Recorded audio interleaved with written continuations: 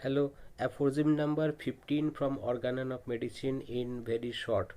aphorism number 15 को हम लोग थोड़ा ऐसे डिवाइड करके देखें कि पहले एक कुछ लाइन में ये लिखा है कि the affection of the morbidly डिजन spirit like dynamics the vital force, मतलब वाइटल फोर्स का जो मॉर्बिडली डिजीज वाइटल फोर्स का जो अफेक्शन है और टोटलिटी ऑफ सिम्टम, ये दोनों वन एंड द सेम, ये दोनों एक ही है। दैट मीन्स कैसे, जैसे कि वाइटल फोर्स अफेक्टेड हुआ है तो डिजीज हुआ है, तो वाइटल फोर्स का जो अफेक्शन है वही डिजीज है और वही जो है टोटलिटी ऑफ सिम्टम द्वारा एक्सप्रेस करते हैं। इसका मतलब टोटलिटी ऑफ सिम्टम जो भी हम देखते हैं ये और कुछ नहीं, वाइटल फोर्स का ही डिरेंजमेंट है। They are one and the same.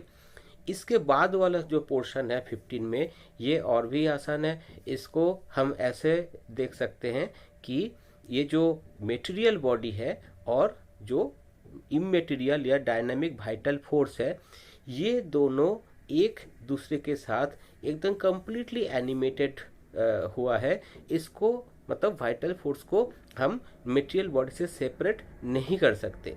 हम लोग वाइटल फोर्स को अलग से समझ रहे हैं या बोल रहे हैं और मेटेरियल बॉडी को अलग से बोल रहे हैं, ये हम लोग का इजी कॉम्प्रिहेंशन के लिए, या हम लोग को इजीली हम लोग ताकि समझ पाए वाइटल फोर्स का कुछ बात समझ पाए या मेटेरियल बॉडी का बात समझ पाए, इसलिए हम लोग इसको समझने के लिए अलग तरीके से हम बोल रहे हैं या देख रहे हैं।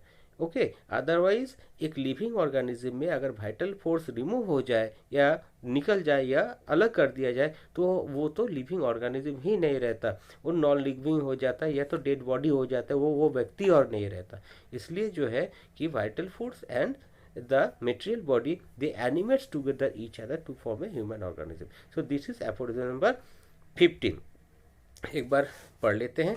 The affection of the morbidity during spirit like dynamics और the vital force that animates our body in the invisible interior and the totality of the outwardly recognisable symptoms produced by it in the organism and representing the existing malady constitutes a whole.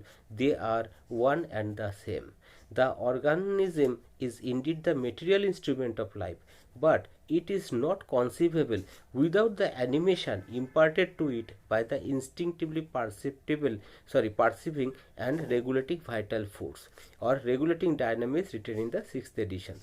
Just as the vital force is not conceivable without the organism, consequently the two together constitutes a unity, although in thought our mind separates this unity into two distinct concepts for the sake of easy comprehension or the facilitating the comprehension of it. So this is aphorism number 15. Thank you.